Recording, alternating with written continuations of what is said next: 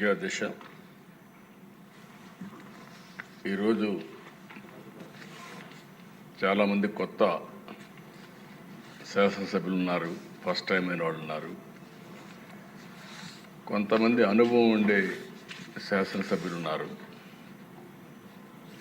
అయితే ఈరోజు నేను మాట్లాడే సబ్జెక్ట్ కూడా మీరు చూస్తే అందరికీ అత్యవసరమైనటువంటి సబ్జెక్ట్ ఇది. ఒక విధంగా చెప్పాలంటే ఏ పని జరగాలన్నా పవర్ లేకపోతే జరిగే పరిస్థితి ఉండదు. ఇప్పుడు 2 నిమిషాల్లో కరెంట్ ఆఫ్ అయితే ఇక్కడ మనం కూర్చోకుండా బయటకు వెళ్తాం. ఆ పరిస్థితి నిజ జీవితంలో విద్యుత్ వినియోగం అనేది చాలా కీలకం. ఎక్కడైనా సరే తలసరి వినియోగం బట్టే ఆ రాష్ట్ర దేశ అభివృద్ధి అంచనా వేస్తూ ఉంటాం. అంతేకాకుండా ఈరోజు ఇంధన రంగంలో, విద్యుత్ శక్తి రంగంలో అనేకమైనటువంటి మార్పులు వచ్చాయి. నా ఒక మాటలో చెప్పాలంటే నాకు అవకాశం వచ్చింది. 30 ఏళ్లకు మునుపు వ్యవస్థను చూశాను, ఈరోజు మళ్ళీ వ్యవస్థను చూస్తున్నాను. ఈ కీలకమైన వ్యవస్థ పైన వివిధ రంగాల్లో జరిగినటువంటి విషయాలు కూడా మనం సమీక్ష చేసుకుంటే చాలా విషయాలు మనకు అర్థమవుతుంది. ఎందుకంటే ఈరోజు దిశ మాకు ఒకప్పుడు నార్ల తాతారావు ఉండేవాడు హైదరాబాద్. కంపల్సరీగా ప్రతి ఒక్క ఎమ్మెల్యే కూడా అక్కడికి వెళ్ళి ఆయన కలిసి మాకు పంప్ సెట్ కావాలి, చిన్న చిన్న విషయాలు అడిగేవారు. దానికి ఆ రోజుట్లో మనం చూస్తే నాకు చాలా జ్ఞాపకాలు ఉన్నాయి, ఇవన్నీ ఇంకా ప్రగాఢంగా. ఇదే అసెంబ్లీ సమావేశాలు ఉంటే ఈ సీజన్లో బడ్జెట్ సమావేశాలు ఎప్పుడూ మార్చిలో వస్తాయి. మార్చిలో అగ్రికల్చర్ పీక్ వస్తుంది. ఆ సమయంలో కానీ నీళ్లు లేకపోతే పొట్ట మీదకి వచ్చిన వరి ఎండిపోతుంది. ఇంకక్కడి నుంచి హార్ట్ బర్నింగ్ ఎంత ఉంటుందో మనం అర్థం చేసుకోవాలి రైతుల్లో. మాకు నర్రా రాఘవరెడ్డి అని ఒక ఎమ్మెల్యే ఉండేవాడు, కమ్యూనిస్ట్ పార్టీ సిపిఎం. ఆయన నల్గొండ నుంచి మనుషుల తోలుకొచ్చేవాడు. మేము అసెంబ్లీలో ఉంటాం, వాళ్ళు విద్యుత్ సౌదా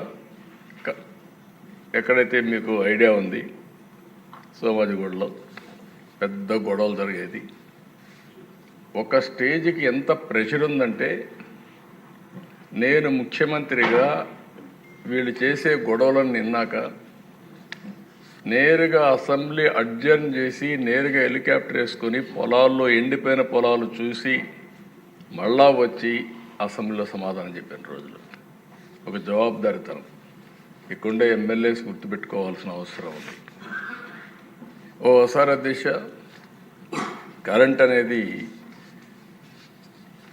ఒక నిత్యావసరం, అందరికి అత్యంత అవసరమైనప్పుడు కూడా ఊర్లో నేను చూసేవాడిని. ఎప్పుడో కరెంట్ వచ్చేది, ఇమ్మీడియట్గా సైరన్ కొట్టేటి అందరూ పరిగెత్తేవాళ్ళు. ఎందుకో మోటార్లు వేయడానికి.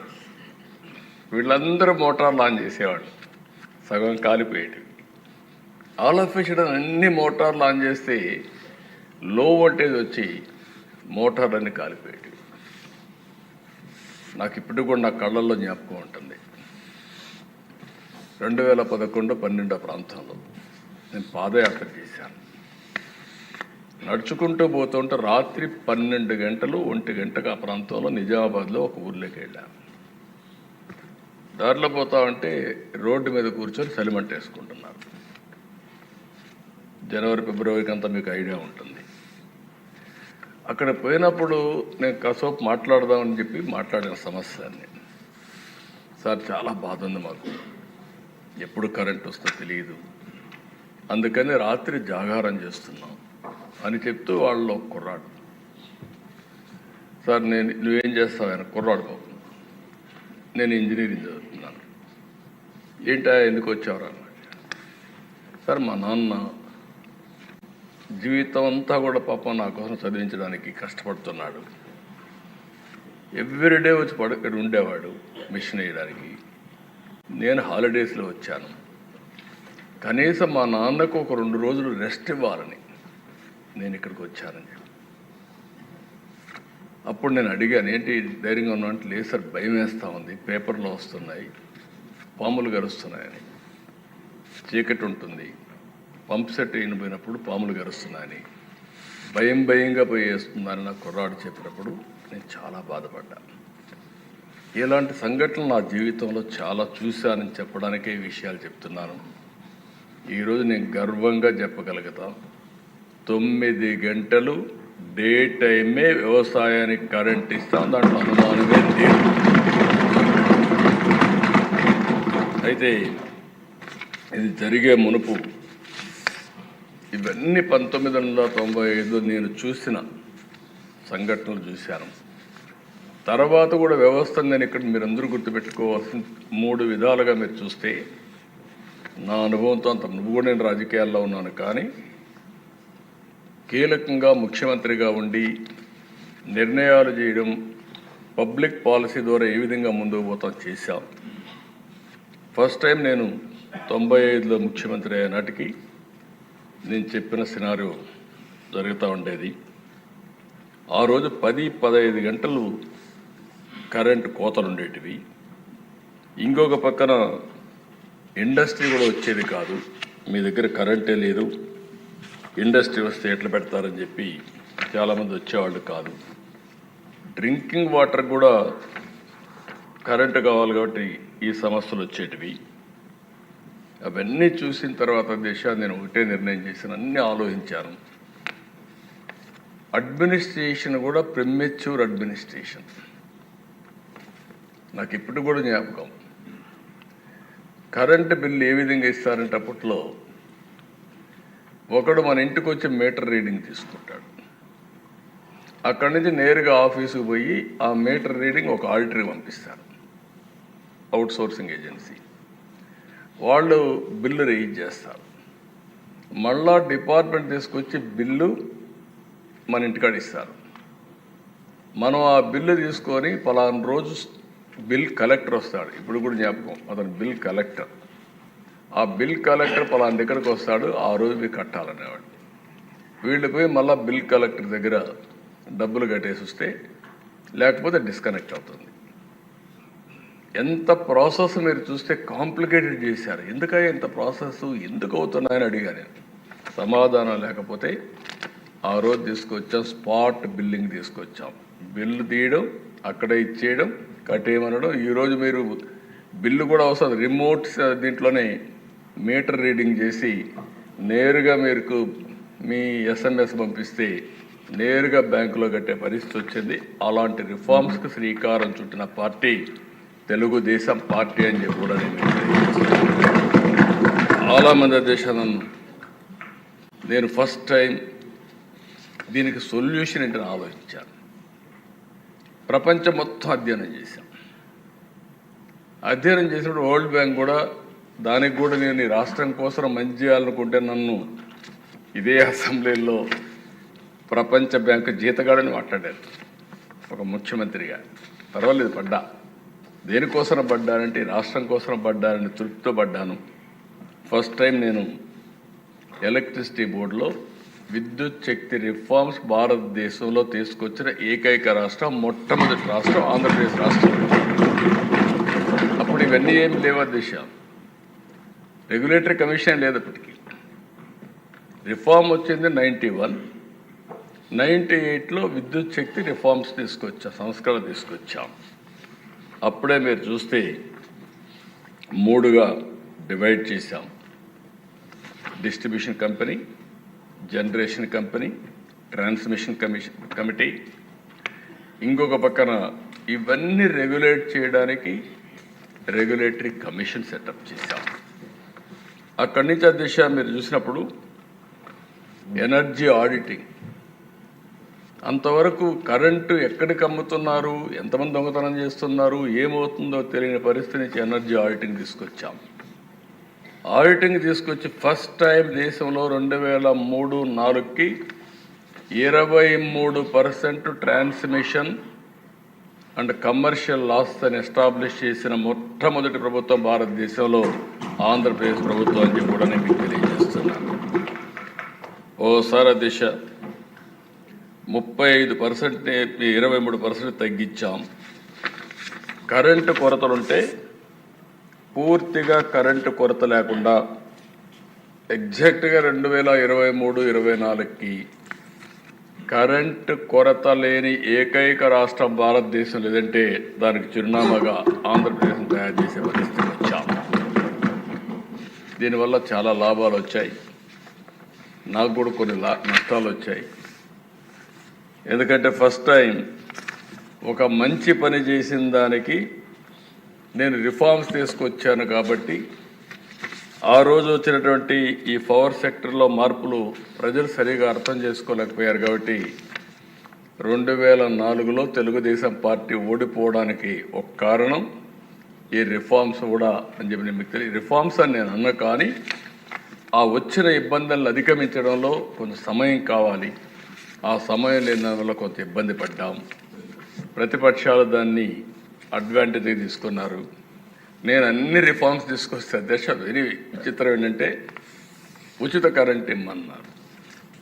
కానీ అప్పటికే స్లాబ్ రేట్ ఉంది. ఈ దేశంలో మీరు ఒకటి గుర్తుపెట్టుకోవాలి, మొట్టమొదటిసారిగా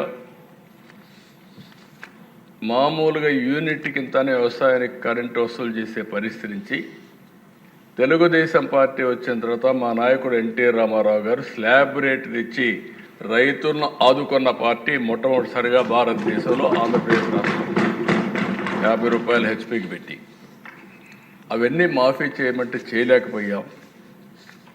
నేను చేసిన రిఫార్మ్స్ ఉపయోగించుకొని మాఫీ చేస్తామని కాంగ్రెస్ పార్టీ అధికారంలోకి వచ్చింది. వస్తే వచ్చారు, ఏం చేశారని చూసిన తర్వాత చాలా భయంకరంగా మనం ఒకసారి చూస్తే 2004-14 సర్ప్లస్ కరెంట్ వచ్చింది, రిఫార్మ్స్ అమలైనాయి, అన్ని రంగాల్లో బ్రహ్మాండంగా జరిగింది. వాళ్ళు వచ్చిన 5 సంవత్సరాల్లో దగ్గర మీరు చూస్తే నేనున్నప్పుడు 90% ఇన్స్టాల్డ్ కెపాసిటీ పెంచాను, ప్రొడక్షన్ పెంచాను. 5,634 మెగావాట్ల నుంచి 10,695 మెగావాట్లకు పెంచాం. వీళ్ళొచ్చి 56% అంటే ఒక 5-6 వేల మెగావాట్లు పెంచారు. పిఎల్ఎఫ్ ప్లాంట్ లోడ్ ఫ్యాక్టర్ నాకు విజయవాడ ఎప్పుడూ జ్ఞాపకం. విజయవాడ పవర్ ప్లాంట్ ఎప్పుడు 95%. ఈవెన్ గవర్నమెంట్ ఆఫ్ ఇండియా కూడా ఏవి కూడా అంత ఎఫిషియెంట్గా పనిచేసిన సందర్భాలు లేవు. ప్రైవేట్ వాళ్ళు కూడా చేయలేదు అంత ఎఫిషియెంట్గా పనిచేస్తే. 86% పిఎల్ఎఫ్ ప్లాంట్ లోడ్ ఫ్యాక్టర్ ఉంటే కాంగ్రెస్ వస్తానే అది 78%కి తగ్గిపోయే పరిస్థితి వచ్చింది. దీనివల్ల ఇవన్నీ చూసిన తర్వాత కోల్ స్టాక్ దిశ అప్పట్లో పెద్ద ఇష్యూ. ఇది ఒక ప్లాంట్ రన్ చేయాలంటే కోల్ కావాలి. కోల్ కావాలంటే ముందుగానే జాగ్రత్త చూసుకోవాలి. వర్షాకాలం తడుస్తుంది, తడిసినప్పుడు దాన్ని ఇది చేసుకోవాలి. అదే మరి ప్లాంట్స్ అన్నీ కూడా ఎప్పటికప్పుడు మెయింటైన్ చేయడం పర్ఫెక్ట్గా చేయాలి. నేనున్నప్పుడు ఎప్పుడు కూడా 3 నెలలకు 4 నెలలకు కోల్ ఏమాత్రం ఇబ్బంది లేకుండా స్టాక్ పెడితే ఒక రోజు కూడా కోల్ ఉండేది కాదు. పెద్ద గొడవలు. కోల్ లేదు కాబట్టి కరెంట్ ఆపేసేవాళ్ళు. ఇలాంటి సందర్భాల్లో అది కూడా స్టార్ట్ అయింది. ఆల్ ఇండియా లెవెల్లో 8.7% ఎనర్జీ డెఫిషియట్ ఉంటే 17.6% పెరిగిన ఆంధ్రప్రదేశ్ రాష్ట్రం మళ్ళీ సమైక్య ఆంధ్రప్రదేశ్లో. ఒక పరిపాలన ఏ విధంగా మార్పులు తీసుకొస్తుందో ఇక్కడ ఉండే సభ్యులు మీరు గుర్తుపెట్టుకోవాల్సిన అవసరం ఉంది. ఒక కీలకమైన శాఖలో ఏ విధంగా ప్రజలు ఇబ్బంది పడతారు. నేను ఇవన్నీ కూడా మీకు ఎందుకు చెప్తున్నానంటే 3 పీరియడ్ నేను కంపేర్ చేస్తున్నాను. 30 ఏళ్ళు కంపేర్ చేస్తున్నాను. 95 2004, 2004 14, 14 19, 19 24, 24 తర్వాత 9 నెలలు ఏం చేసామో చెప్పడానికనే ప్రయత్నం చేస్తున్నా. రాష్ట్రంలో ఉండే ప్రజలు కూడా గుర్తుపెట్టుకోవాల్సిన అవసరం ఉంది.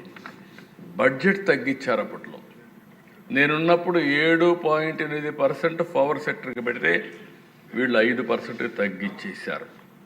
ఇంకో పక్కన దిశ ఆవరేజ్న 2004 వరకు ₹2.55 యూనిట్ కరెంటు ఉత్పత్తి చేస్తే వీళ్ళు వస్తానేది ₹5.25 పెరిగిపోయింది. అప్పట్లోనే 10 ఏళ్లలో రైతులపైన భారం 28,835 కోట్లు వేశారు. ఎందుకంటే ఈ అసమర్థత అన్నీ కూడా వచ్చి ట్రాన్స్మిషన్ లాసెస్ కూడా తగ్గించడంలో ఫెయిల్ అయ్యారు. కడాన దిశ మీరు చూస్తే ఎక్కడికక్కడ మున్సిపల్ కార్పొరేషన్లో 4 గంటలు, మున్సిపాలిటీలో 6 గంటలు, మండల హెడ్ క్వార్టర్లు 8 గంటలు, గ్రామాల్లో 12 గంటలు, ఇండస్ట్రీస్ కోత. స్మాల్ స్కేల్ ఇండస్ట్రీ అయితే కరెంటు వాడితే సర్ఛార్జీ పేరుతో డబల్ ఛార్జ్. దీంతో చాలా స్మాల్ స్కేల్ ఇండస్ట్రీస్ అన్నీ కూడా మూతపడే పరిస్థితికి వచ్చింది. అధ్యక్ష, ఆ రోజుట్లోనే ₹13 యూనిట్ పెట్టుకున్నారు. నేను ఇటీవల కాలంలో ఎందుకు చెప్తున్నాను, హిస్టరీ చెప్తున్నా. ఒక 5 నిమిషాలు ఆలస్యమైన రాష్ట్ర ప్రజానీకం కూడా ఆలోచించుకోవాల్సిన అవసరం ఉంది.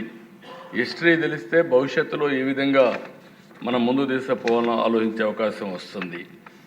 ఇంకొక పక్కన కోల్ లేకుండా మెయింటైన్ చేయకుండా ఐడిల్గా పెట్టి ఓసారి ఎవాక్యువేషన్ అంటే ట్రాన్స్మిషన్ లేకుండా ఓసారి పవర్ రన్ చేసిన పరిస్థితి లేదు. అప్పట్లోనే రెన్యూబుల్ ఎనర్జీ వచ్చింది, సోలార్ విండ్. ఉపయోగించుకోకుండా కనీసం అప్పుడు గవర్నమెంట్ ఆఫ్ ఇండియా ఫైన్ కూడా వేసేవాళ్ళు. మీరు ఇంతని కొనాలి, 2% కంపల్సరీగా మీరు సోలార్ విండ్ ఉత్పత్తి చేసుకోవాలి, లేకపోతే కొనాలని పెడితే అది కూడా కొనకుండా దానికి కూడా వచ్చే ఇన్సెంటివ్స్ తీసుకోకుండా వేస్ట్ చేసే పరిస్థితికి వచ్చారు. ఇవన్నీ అధ్యక్ష, ఇంకో పక్క ఎన్టీపీసీ పవర్ ప్లాంట్లో వచ్చిన కరెంటు కూడా తీసుకోకుండా చేశారు. 2014లో వచ్చాం. ఇవన్నీ అధ్యయనం చేస్తే చాలా బాధేసి, నేను వచ్చినప్పుడు 22.5 మిలియన్ యూనిట్లు కరెంటు కొరత రాష్ట్రంలో 2014లో. నేను ఒక సవాలుగా తీసుకున్నాను, కేంద్ర ప్రభుత్వం సహకారం తీసుకున్నాం. ఆ సంవత్సరం 2014 డిసెంబర్కి ఎక్కడా కరెంటు కొరత లేకుండా చేసి జనవరి 2018కి మిగులు కరెంటు సాధించిన రాష్ట్రం ఆంధ్రప్రదేశ్ రాష్ట్రం అని చెప్పి కూడా నేను తెలియజేస్తున్నాను. 39% పీక్ డిమాండ్ గ్రో అయ్యాం. 6,784 మెగావాట్ల నుంచి 9,453 మెగావాట్లు పెంచుకున్నాం. కన్జంప్షన్ కూడా 36% పెరిగింది. 40,000 మిలియన్ యూనిట్స్ ఉంటే 55,000 మిలియన్ యూనిట్స్ పెంచాం. ఇంకో పక్కన అధ్యక్ష మీరు చూస్తే per capita consumption all India level 17% పెరిగితే మనం 23% పెంచుకున్నాం. మొట్టమొదటిసారిగా సోలార్ విండ్ 7,700 మెగావాట్లు ఉత్పత్తి చేసిన ఏకైక రాష్ట్రం ఆంధ్రప్రదేశ్ రాష్ట్రం. అదే ముందు చూపు. నేను ఆ రోజు ఆలోచించాను. నేను ఆ రోజు మీటింగుల్లో కూడా మాట్లాడినప్పుడు చెప్పేవాడిని, భవిష్యత్తులో గణనీయంగా సోలార్ ఎనర్జీ రేట్లు తగ్గుతాయి. 5 సంవత్సరాలు 14-19 కరెంటు ఛార్జీలు పెంచకుండా సమర్థవంతమైన విధానాల ద్వారా ఎవ్వరికి కరెంటు కావాలని ఇబ్బంది లేకుండా కరెంట్ అందించిన ఏకైక ప్రభుత్వం ఈ ప్రభుత్వం.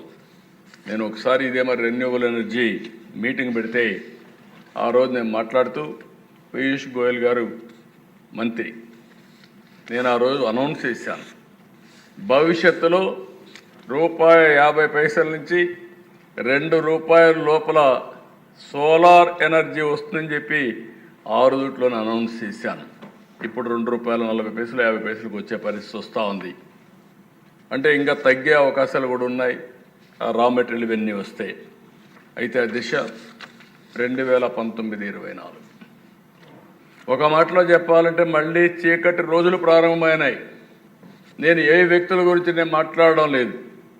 రాష్ట్ర ప్రజలు పడిన బాధ, ఒక అసమర్థ పాలన వల్ల ఇష్టానుసారంగా చేస్తే ఏం జరుగుతుందో ఇది ఒక కేస్ స్టడీ. అధ్యక్ష, ఈరోజు మనం చూస్తే ఎవరైతే పీపీఎల్ చేస్తారు, పీపీఎల్ ఆధారంగా వాళ్ళు ఇన్వెస్ట్మెంట్ పెడతారు. ఈ దేశంగా కోర్టులు ఉన్నాయి. ఏదైనా సరే కాంట్రాక్టు చేసుకున్న తర్వాత అది కూడా గవర్నమెంట్ చేసినప్పుడు కంపల్సరీగా దాన్ని ఆనర్ చేసే బాధ్యత ఉంటుంది. లేకపోతే కోర్టుకు పోతే వాళ్ళకు మళ్ళీ నష్టపరిహారంతో సహా కట్టించే పరిస్థితి కూడా వస్తుంది. ఏదైతే సోలార్ పవర్ ఉంది వాడలేదు, వాడకుండా ఇష్టానుసారంగా చేస్తే ఇప్పుడే రవికుమార్ గారు చెప్పారు. ఇది ఇంటర్నేషనల్ ఇష్యూ అయితే దావోస్లో కూడా రేజ్ చేస్తే ఇండియాలో ఇలాంటి ప్రభుత్వాలు ఉన్నాయి, మేము ఇండియాకి ఎందుకు రావాలి, పెట్టుబడులు పెట్టామంటే అప్పుడు చాలాసార్లు స్టేట్మెంట్ కూడా ఇచ్చారు. ఆనాటి ఫైనాన్స్ మినిస్టర్ కానీ పవర్ మినిస్టర్ వీళ్ళందరూ మాట్లాడే పరిస్థితికి వచ్చారు. వితండవాదంతో ఎగోయిస్టిక్గా కావాలని నెపాలేసి అవినీతి ఆరోపణలు చేసి వాడకుండా చేసే దిశ హైకోర్టు ముట్టుకాయలేసి ఒక ఆర్డర్ ఇచ్చారు. ఏదైతే నువ్వు వాడవలసిన కరెంటు నువ్వు తీసుకోలేదు, కానీ వాళ్ళకు ఏదైతే రెండు ఉంటాయి అధ్యక్ష ఇక్కడ, ఒకటి ఆపరేషనల్ కాస్ట్, ఒకటి క్యాపిటల్ కాస్ట్. మీరు వాడలేదు కాబట్టి ఇది ఆపరేషనల్ కాస్ట్ అంటే ఎండతో కరెంట్ వస్తుంది కాబట్టి 9,000 కోట్ల రూపాయలు మీరు పే చేయాలని హైకోర్టు డైరెక్షన్ ఇస్తే మనం వాడుకొని ఉంటే ఆ కరెంటు మీరు గుర్తుపెట్టుకోవాల్సిన దిశ మనకి ఇబ్బంది వచ్చేది కాదు. 9,000 కోట్ల రూపాయలు పే చేశారు. ఊరికే వచ్చే కరెంటు, ఎండతో వచ్చే కరెంటు, ఒక వ్యక్తి ఎగువ ప్రాబ్లంకి ఈ రాష్ట్రం 9,000 కోట్ల రూపాయలు పే చేసే పరిస్థితి వచ్చిందంటే బాధ అయితే అధ్యక్ష. ఇది పబ్లిక్ పాలసీ, ఇది జవాబుదారీతనం అని అడుగుతున్నా, నేను ఆన్సర్ చేయమంటున్నా. ప్రజలకు అర్థం కావాల్సిన అవసరం ఉంది. 9,000 కోట్లు పే చేసే పరిస్థితికి వచ్చారు. ఇదే కాదు అధ్యక్ష, అక్కడితో ఆగల. సమర్థత ఉంటే ఎప్పటికప్పుడు ఫైనలైజ్ చేయాల్సింది. కృష్ణపట్నం స్టేజ్ 2, అదే మరి VTPS స్టేజ్ 5 రెండు డిలే అయిపోయినాయి. దీనివల్ల కాస్ట్ పెరిగింది. కాస్ట్ ఎంత పెరిగిందంటే దిశ 18,818 కోట్లు పెరిగింది. ఆ సమయంలో పనులు అయి ఉంటే ఆ సమయంలో పూర్తి అయిపోయేటివి.